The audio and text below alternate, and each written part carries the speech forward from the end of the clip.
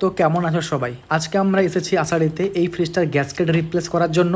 কারণ এই ডোরটা ঠিকঠাক বন্ধ হচ্ছিল না, তার জন্য আমরা গ্যাসকেটটা রিপ্লেস করব। এটা ওয়ালপুল কোম্পানির ফ্রিজ আছে, আর এটা হচ্ছে পুশ টাইপ লক গ্যাসকেট।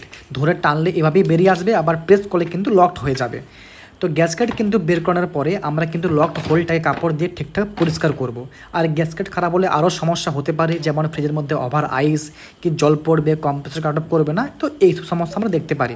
তো এটা হলো দেখো পুরো অরিজিনাল ওয়ালপুল কোম্পানির নিউ গ্যাসকেট, এটাকে আমরা ফিটিং করব। আর এই গ্যাসকেটের লকটা কিন্তু থাকে এরকম, আঙুল দিয়ে প্রেস করলে কিন্তু লকড হয়ে যাবে। তো এইভাবে আমরা ধীরে ধীরে প্রেস করে পুরো গ্যাসকেটটাকে লকড করব। তারপর চেক করে নেব সব ঠিকঠাক আছে কিনা বা লকড হয়েছে কিনা। আমাদের চেকিং পুরো কমপ্লিট হয়ে গেছে, গ্যাসকেট লকড পুরো হয়ে গেছে। আমরা ডোর বন্ধ করে চেক করে নিয়েছি সব ঠিকঠাক আছে। তো এই হলো গ্যাসকেটে রিপ্লেস করার প্রসেস। ঠিক আছে, দেখা হচ্ছে পরের ভিডিওতে। সবাই ভালো থেকো।